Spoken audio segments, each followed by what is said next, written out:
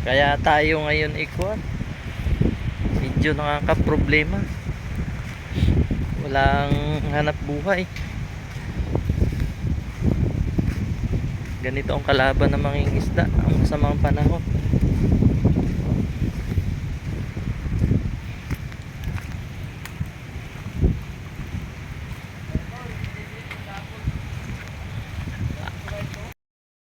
Good morning mga kalakay. Dalawang araw na tayong hindi makalaot. Katatlo ngayon. Malakas yung ulan, malakas din yung hangin dito sa amin. So hindi tayo makalaot ngayon. Oh.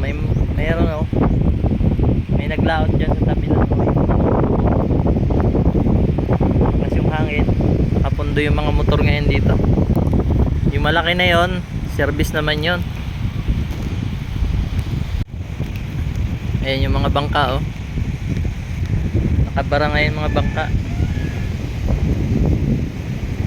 So, walang hanap buhay ang anak ng inay ngayon eh. Patatlong araw na ay magugutom ang anak ng inay. Oh.